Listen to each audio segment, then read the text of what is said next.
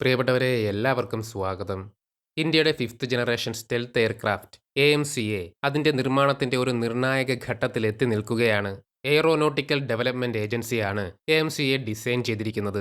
AMCAയുടെ full scale engineering prototype നിർമ്മിക്കുവാൻ aeronautical development agency expression of interest issue ചെയ്തിരുന്നു. ഇതുവരെയും 7 കമ്പനികളാണ് ഈ എക്സ്പ്രഷൻ ഓഫ് ഇൻട്രസ്റ്റിന് ബിഡുകൾ സമർപ്പിച്ചിരിക്കുന്നത്. L&T, Hindustan aeronautics limited, Adani defence, Tata advanced systems, Kalyani strategic systems എന്നിങ്ങനെ പോകുന്നു ഈ കമ്പനികൾ. ഹിന്ദുസ്ഥാൻ എയ്റോനോട്ടിക്സ് ലിമിറ്റഡും മറ്റ് 2 പ്രൈവറ്റ് കമ്പനികളും ചേർന്നാണ് AMCA നിർമ്മിക്കുവാൻ ബിഡ് സമർപ്പിച്ചിരിക്കുന്നത്. Larsen and Toubro, Bharat electronics limited എന്നിവർ ചേർന്നതാണ് മറ്റൊരു consortium. BEML, data patterns, Bharat forge എന്നിവർ ചേർന്നാണ് മറ്റൊരു കൺസോർഷ്യം രൂപീകരിച്ചിട്ടുള്ളത്.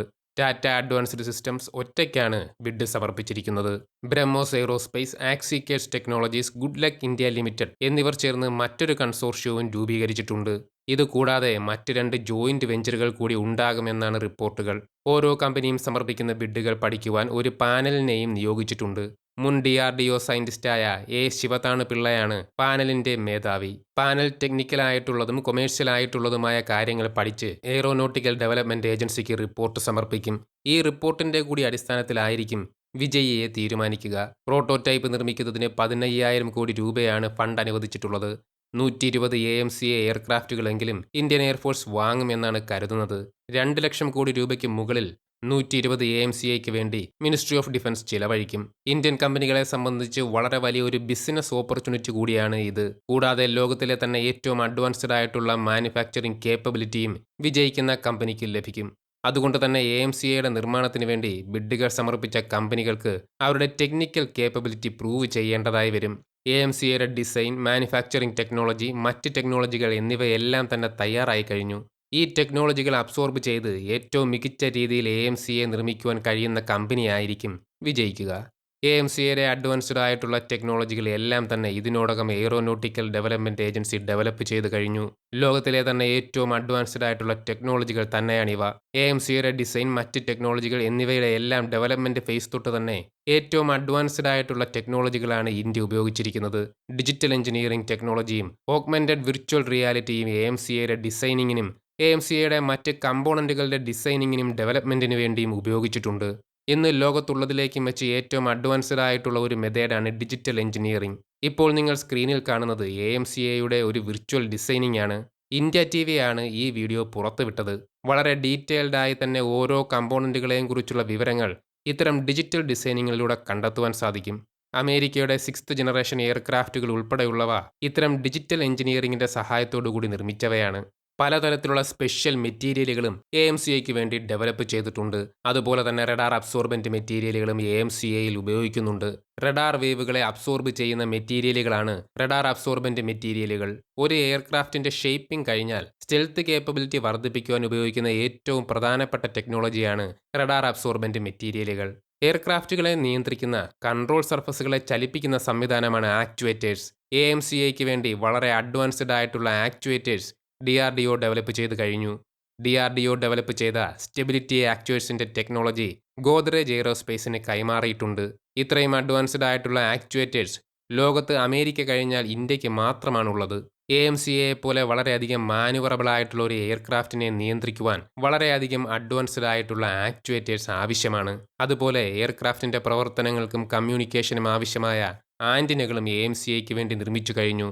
സാധാരണഗതിയിൽ ഇത്തരം ആന്റിനകൾ എയർക്രാഫ്റ്റിന്റെ പുറത്തേക്ക് തള്ളി നിൽക്കാറുണ്ട്. ഇവ ഒരു സ്റ്റെൽത്ത് എയർക്രാഫ്റ്റിന് ഒട്ടും തന്നെ അനുയോജ്യമല്ല. സ്റ്റെൽത്ത് എയർക്രാഫ്റ്റുകൾക്ക് വേണ്ടി കൺഫോർമൽ ആന്റിനകളാണ് ഉപയോഗിക്കുന്നത്. DRDO AMCAയ്ക്ക് വേണ്ടി ഇത്തരം കൺഫോർമൽ ആന്റിനകൾ നിർമ്മിച്ചിട്ടുണ്ട്. അതായത് എയർക്രാഫ്റ്റിന്റെ ബോഡിയുടെ അതേ ഷേപ്പിലുള്ള ആന്റിനകളാണ് കൺഫോർമൽ ആന്റിനകൾ. ഇവ എയർ ഫ്രെയിമിനോട് ചേർന്ന് നിൽക്കുന്നത് കൊണ്ട് തന്നെ AMCAയുടെ സ്റ്റെൽത്തിന് അനുയോജ്യമാണ്. ഇത്തരം ആന്റിനകൾ നിർമ്മിക്കുന്നതും വളരെ ബുദ്ധിമുട്ടേറിയ കാര്യമാണ്.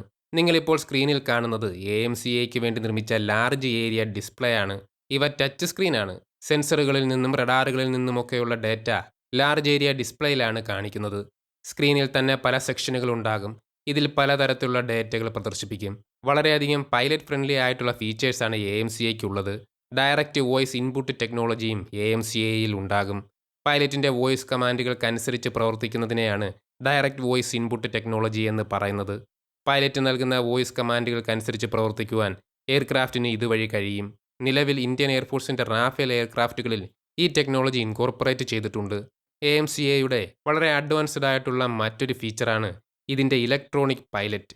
ആർട്ടിഫിഷ്യൽ ഇന്റലിജൻസ്, മെഷീൻ ലേണിംഗ് എന്നിവ ഉപയോഗിച്ച് പൈലറ്റിനെ സഹായിക്കുവാൻ വേണ്ടി നിർമ്മിച്ചതാണ് ഈ ഇലക്ട്രോണിക് പൈലറ്റ്. പൈലറ്റിന്റെ വർക്ക് ലോഡ് വളരെയധികം കുറയ്ക്കുവാൻ ഈ ഇലക്ട്രോണിക് പൈലറ്റിന്റെ സഹായത്തോടു കൂടി സാധിക്കും.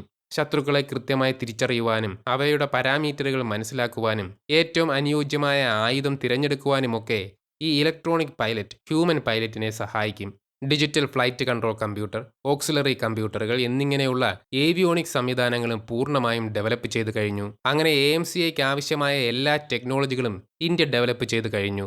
ഇനി ഈ ടെക്നോളജികളെല്ലാം ഇൻ്റഗ്രേറ്റ് ചെയ്ത് AMCAയുടെ ആദ്യത്തെ പ്രോട്ടോടൈപ്പ് നിർമ്മിക്കും.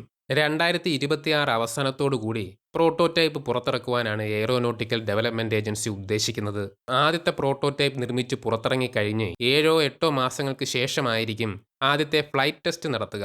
അതുവരെ പലതരത്തിലുള്ള ഗ്രൗണ്ട് ടെസ്റ്റുകൾക്ക് ഈ പ്രോട്ടോടൈപ്പ് വിധേയമാകും. ഫസ്റ്റ് ഫ്ലൈറ്റിന് ശേഷം 4-5 വർഷമെങ്കിലും നീണ്ടു നിൽക്കുന്ന പലവിധ ഫ്ലൈറ്റ് ടെസ്റ്റുകൾക്കും ശേഷം 2033-34 കൂടി AMCAയുടെ ഡെവലപ്മെന്റ് പൂർണ്ണമാകും. അതിനുശേഷം ഇൻഡക്ഷനും സീരിയൽ പ്രൊഡക്ഷനും വേണ്ടിയുള്ള പ്രവർത്തനങ്ങൾ ആരംഭിക്കും. ഈ ടൈം ലൈൻ ഫോളോ ചെയ്യുവാൻ DRDOയ്ക്കും ഇന്ത്യൻ ഇൻഡസ്ട്രി പാർട്ട്നേഴ്സിനും സാധിക്കുമെന്ന് തന്നെ നമുക്ക് കരുതാം. AMCAയിലൂടെ ഒരു 5+ ജനറേഷൻ എയർക്രാഫ്റ്റാണ് ഇന്ത്യൻ എയർഫോഴ്സിന് ലഭിക്കുവാൻ പോകുന്നത്. ഈ ചരിത്ര മുഹൂർത്തങ്ങൾക്ക് സാക്ഷിയാകുവാൻ നമുക്ക് സാധിക്കുമെന്നത് തീർച്ചയായും സൗഭാഗ്യം തന്നെയാണ്. പ്രിയപ്പെട്ടവരെ, ഇത്രയും വിവരങ്ങളോടുകൂടി ഈ ഒരു വീഡിയോ അവസാനിപ്പിക്കുകയാണ്. നിങ്ങളുമായി പങ്കുവച്ച ഈ വിവരങ്ങൾ നിങ്ങൾക്ക് വ്യക്തമായിട്ടുണ്ടാകുമെന്ന് കരുതുന്നു. എല്ലാവരും ലൈക്ക് ചെയ്യുക, ഷെയർ ചെയ്യുക, സബ്സ്ക്രൈബ് ചെയ്യുക. ജയ് ഹിന്ദ്.